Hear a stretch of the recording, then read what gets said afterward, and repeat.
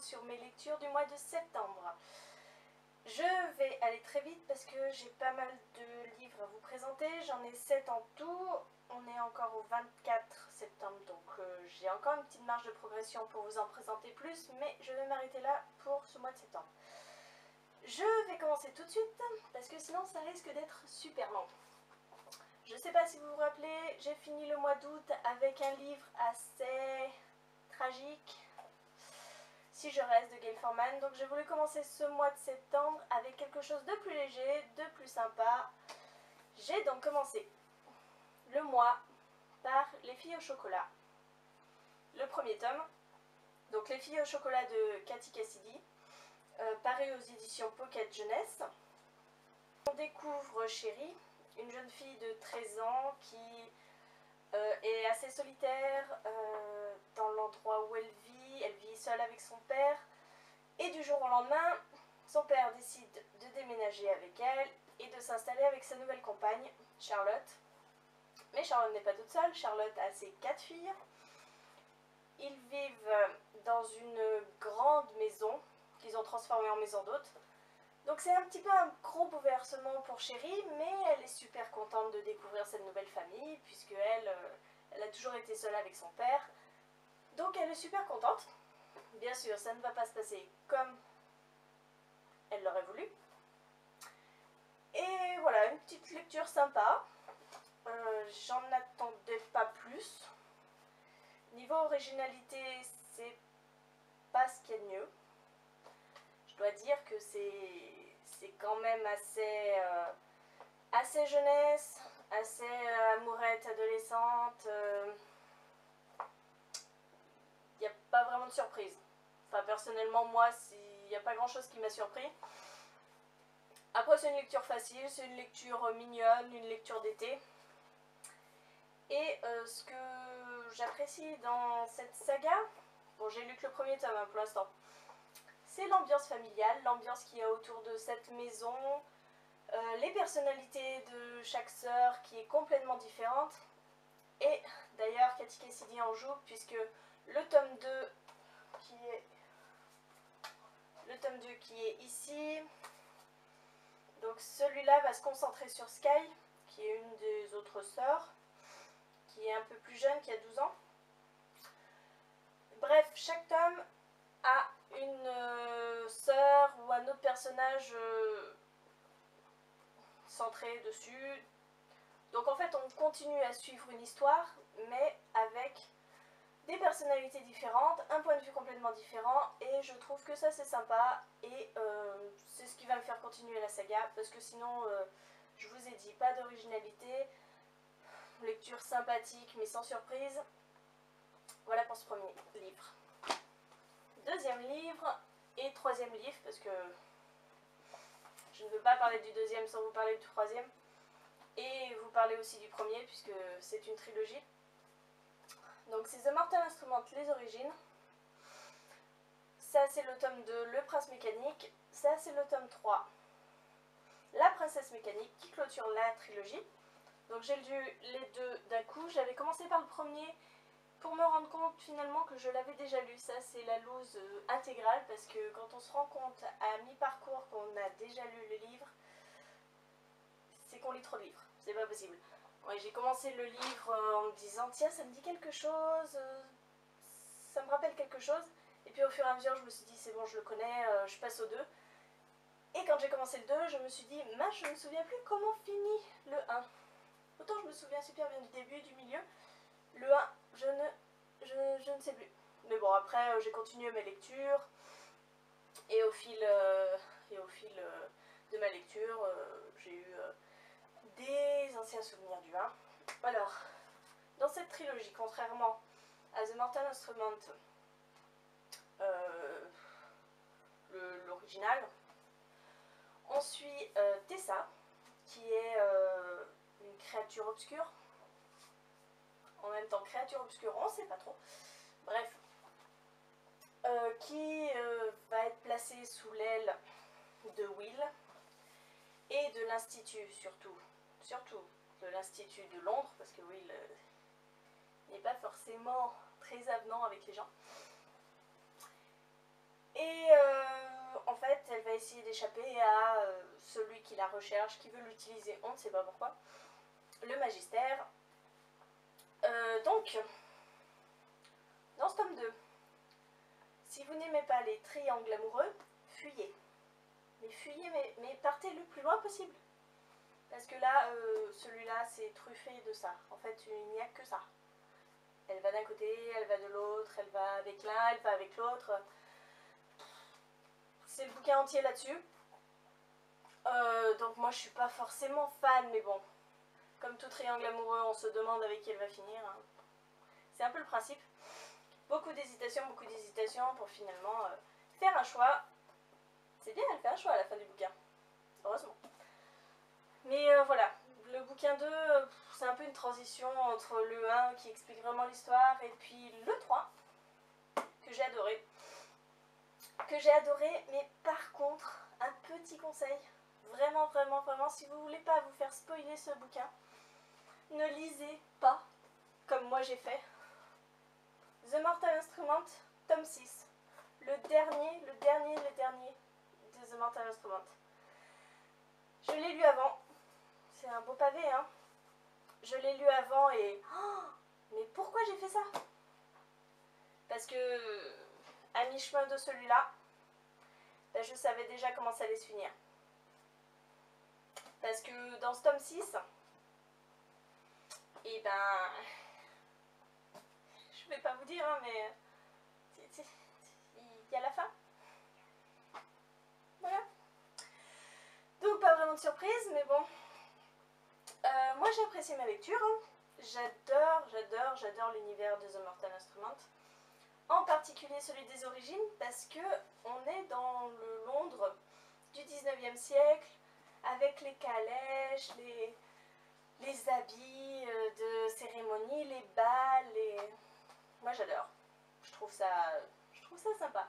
Cette ambiance, et puis le fait des créatures obscures, les vampires, les loups-garous qui...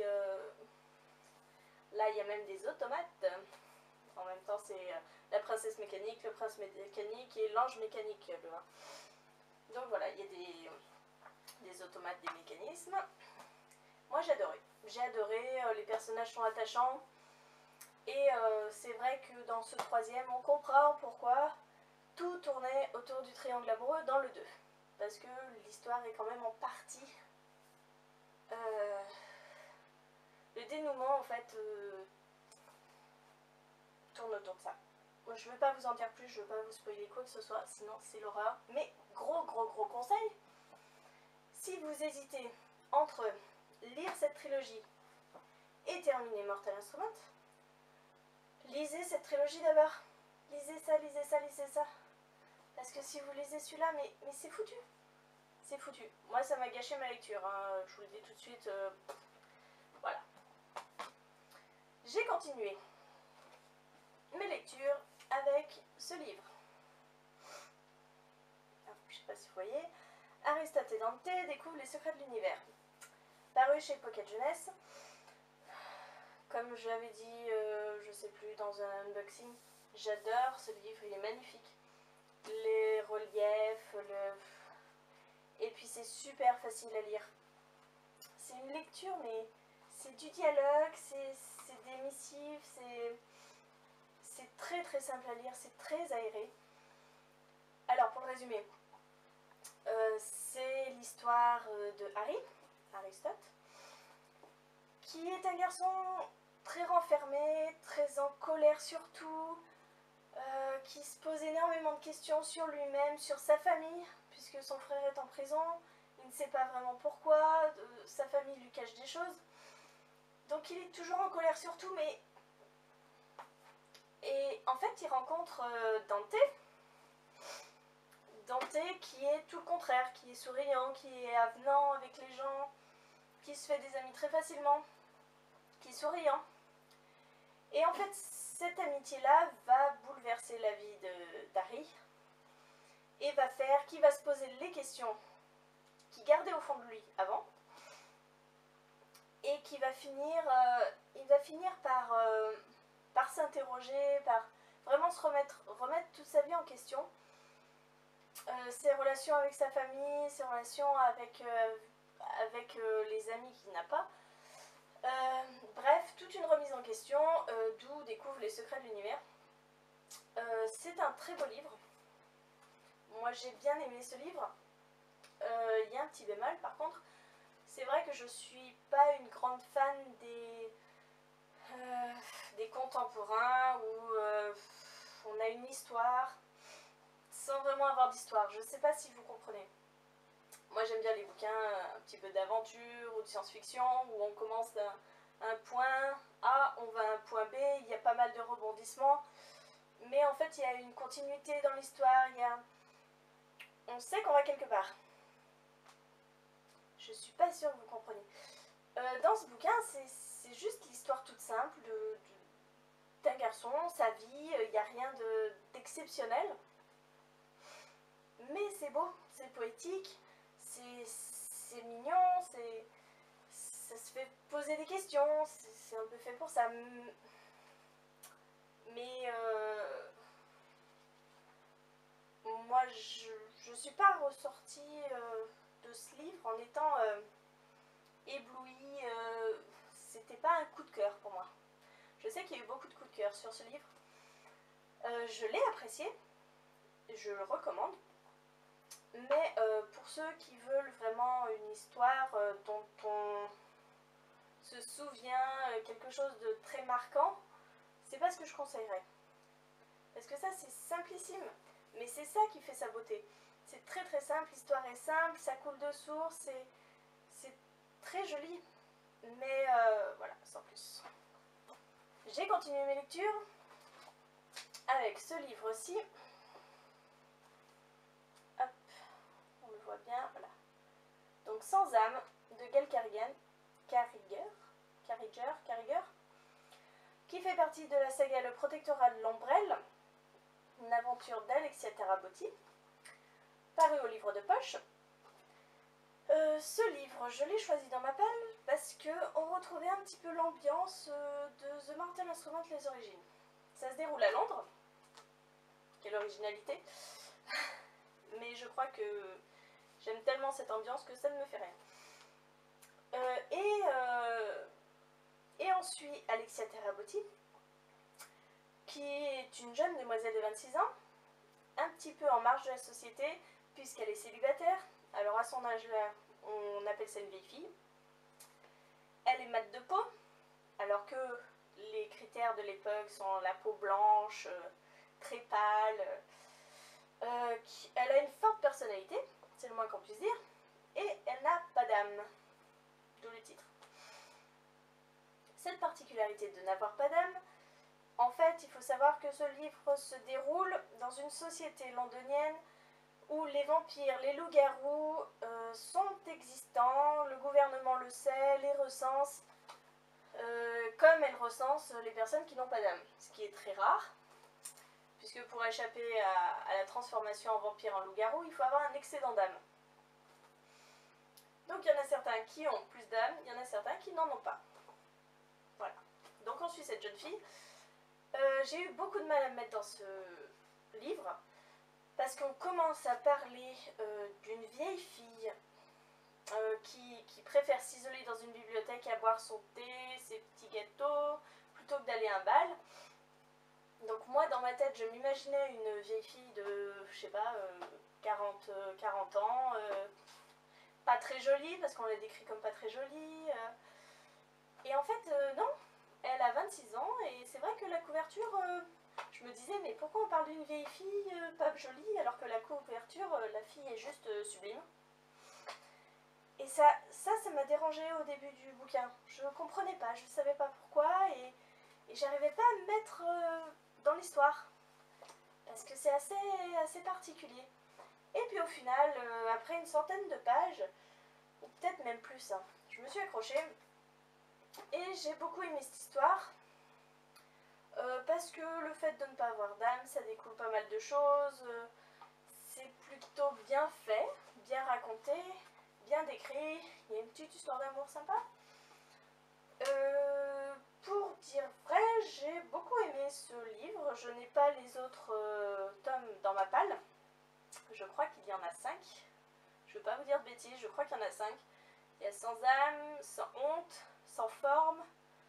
Je vous le dis pas dans l'ordre, hein, mais je crois que Sans âme, Sans forme, Sans honte, Sans cœur. Donc il n'y en a que 4. Je crois que j'en avais vu 5. Bref, le protectorat de l'ombrelle, quelque chose à suivre, qui était sympathique, c'est une bitlite.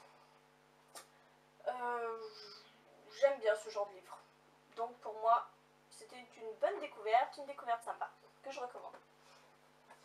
J'ai continué par toute autre chose parce que je voulais pas rester dans les vampires, les loups-garous, etc., etc. J'ai continué sur De poussière et de sang de Marcus Malt. Toujours aux éditions Pocket Jeunesse. Nous suivons Mosquito. C'est pas son vrai nom, hein, mais tout le long du bouquin on l'appelle Mosquito. Qui est un jeune garçon. Oups, je fais tout tomber. Qui est un jeune garçon dans l'univers du Far West qui se fait enlever par une bande de hors-la-loi, puisque son père est le gouverneur de la province. Il se fait enlever et pour une récompense, enfin pour une... comment on appelle ça, une... bref, je sais plus. Mosquito se fait enlever par des bandits et va vivre au rythme de ce camp. Va s'acquitter des tâches quotidiennes, à savoir, lui, il est préposé à la cuisine. Il va vivre au rythme du camp, au rythme des attaques, puisque pour survivre, ils sont obligés d'attaquer des diligences, d'attaquer des groupes de personnes. Et bien sûr, ce garçon ne se sent pas à sa place dans ce camp, puisque lui, il a toujours été habitué à la haute société. Il se retrouve dans le désert, à dormir à la belle étoile, à ne quasiment rien manger, à se retrouver cerné par des tueurs, puisque ces bandits n'hésitent pas à tuer. Et au fur et à mesure du livre, il va... enfin, on va découvrir les personnalités qui composent ce camp. Ils sont plusieurs, ils sont pas mal. Et au fur et à mesure, on découvre leur vie, on découvre ce qui les a amenés à faire ce choix de vie. Puisque pour Mosquito, ce n'est pas un choix, il n'a pas eu le choix, on l'a kidnappé. Il reste avec eux, pas par choix, par nécessité, mais par obligation, sinon on le tue, hein, simplement. Et il va y avoir toute une histoire au gré des errances de ce groupe, leur combat en fait pour survivre. Ce que j'ai pensé de ce livre, j'ai eu du mal à me mettre dedans. Je crois que c'est un petit peu le leitmotiv de cette vidéo. Mais au final, c'est un super livre. C'est un super livre d'aventure où on a une vraie vision de ce que pouvait être à cette époque la vie des personnes assez pauvres, qui n'étaient pas de la haute société, qui, voilà, avec des attaques à cheval, des attaques de diligence, des moments sympas, parce qu'il y en a. Et cette histoire était vraiment une histoire de bravoure, d'amour, de survie et finalement un beau livre pour la tolérance et